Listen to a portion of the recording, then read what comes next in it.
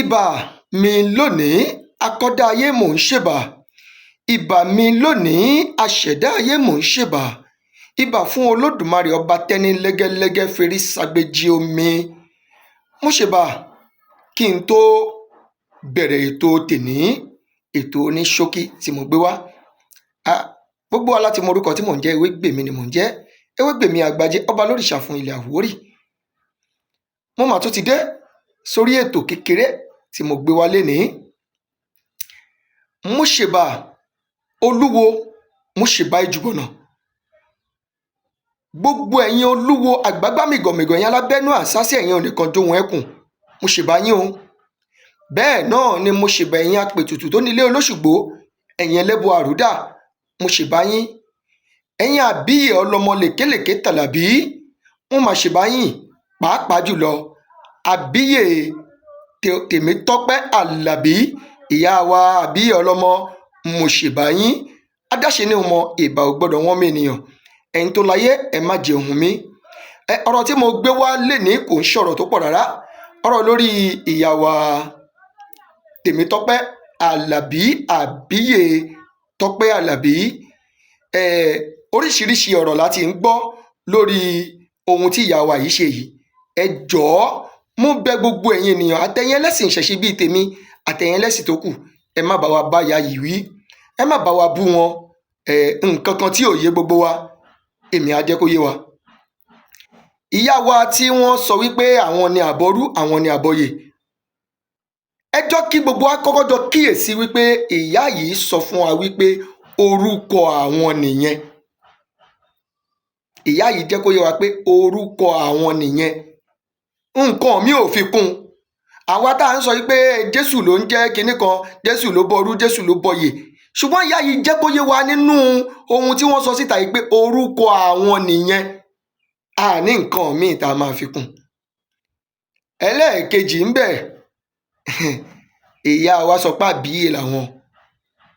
Ẹ jọ̀ọ́, láti ọjọ́ tí ẹ̀yin ẹlẹ́sìn Kristẹni tí ẹ ti máa ń tako ẹ̀sìn ìṣẹ̀ṣe, nígbà wo, níbo, nínú Bíbélì èwo lẹ ti sọ̀rọ̀ kan àbíyè, ìyá àbíyè?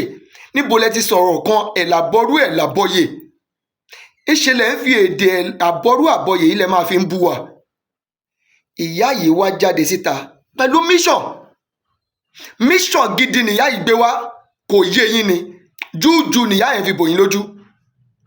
Mission gidi. Ẹ wo, ìyá mi kan sọ wípé èdè Yorùbá anybody ló lè lò. Bẹ́ẹ̀ ni, èdè Yorùbá ni, kò sí rọ́ńbẹ́.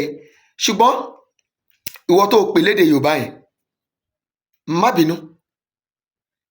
Ẹ jẹ́ kí gbogbo wa jọ gbà wípé èdè Yorùbá tá à ń sọ yìí á já sí wípé gbogbo àwa tá wà nílẹ̀ kóòtù òjire oníṣẹ̀ṣe ni wá, torí pé èdè Yorùbá jáde láti inú ẹ̀sìn ìṣẹ̀ṣe.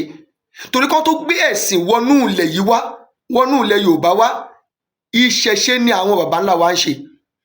Àwọn tó wá ń ṣe ìṣẹ̀ṣe, èdè, ọ̀pọ̀lọpọ̀ ohun tá à ń lò nínú èdè Yorùbá ó jáde láti inú ọ̀rọ̀ Ifá. Tá bá wá sọ pé gbogbo wa la lẹ́tọ̀ọ́ láti wí, á jẹ́ pé gbogbo wa ló níṣẹ̀ṣe. Ìyá yẹn, nígbà tí ìyá yẹn máa parí ọ̀rọ̀, wọ́n ní Ifá ń gbáyé lọ. Ọ̀gbẹ́ni ni ò tí ì fura. Ìyá mi àbíyè Tọ́pẹ́ Àlàbí, ogbó atọ́ yín o, ogbó ẹ̀dán, ogbó kòápò, ogbó kọrin kése fún yín o. Ẹ má jẹ́ ká fi jújú bora wa lójú. Ìyá wa mọ ohun tí wọ́n ń ṣe, wọ́n mọ ohun tó ń ṣe dáadáa. Wọ́n náà àwọn làbọrú, àwọn làbọyè. Ìyá wa ṣe ètùtù lórí nǹkan kan, wọ́n rúbọ lórí nǹkan kan, ẹbọ wọn fi ó gbà, wọ́n dẹ̀ wá ṣèdúpẹ́. Ọ̀nà tó lè gbà ṣèdúpẹ́ lẹ́yìn ti rí yẹn. Ìyá yìí ń sọ fún wa pé àbíyè làwọn. Ẹ mọ bí tí ìyá ti ń bọ̀ o, kan tó máa pera wọn lábíyè o. Ẹ má wá o, ẹ má wá di ọ̀rọ̀ yẹn rárá. Tẹ́ ẹ bá ń wá, bí ẹni pé ẹ kò fẹ́ dá ọ̀rọ̀ rú ni. Ẹ wá gbọ́ iyì tó ṣe parípakú ẹ̀. Ẹ wò mí, mo ń bọ̀, ẹ̀yin àgbàlagbà, ẹ wò mí. Fún gbogbo ẹni tó bá jẹ́ àbíyè, olúwo, apènà àti gbogbo olùgbóni pátápátá, dandan ni fún wa ká fi ṣàkì séjìká, dandan ni fún wa ká fi ìtagbè séjìká. Ìyá mi àbíyè Tèmítọ́pẹ́ Àlàbí, ìyá dáadáa, nǹkan ò ní ṣe yín. ẹ wò pé tẹ́ ẹ bá lo ṣàkì ayé á tètè fura lẹ́bàáyà máǹkàrà inú ilé yín lẹ sọ́ di ṣàkì ẹ fi pàṣẹ gẹ́gẹ́ bẹ́ ṣe ń pa nílé ìyá mí ní fi yín ṣàwátì ẹ wò lẹ́ẹ̀kan sí i ifá ti ń gbayé lọ lóòótọ́ ọ̀gbẹ̀rì ni ò tí ì mọ̀ ìṣẹ̀ṣe ló láyé ìṣẹ̀ṣe lẹ̀sìn táwọn máa ṣe láìpẹ́ láì jìnnà gbogbo wa a ó jọ jó a ó jọ yọ̀ a ó jọ dúpẹ́ bẹ́ẹ̀ ni o kò yí padà ire lẹ́ni àti lọ́jọ́ gbogbo ìyá mi àbíyè Tọ́pẹ́ Àlàbí ògbó kọrin kése o. ògbóni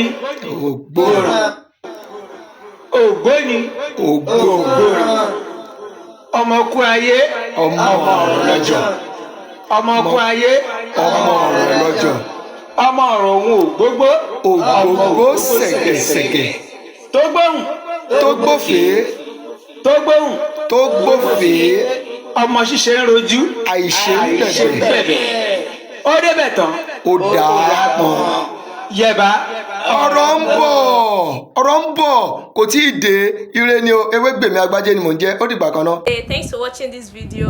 Subscribe on our YouTube channel. Subscription is free. You can call us on 0080597807 for your event coverage.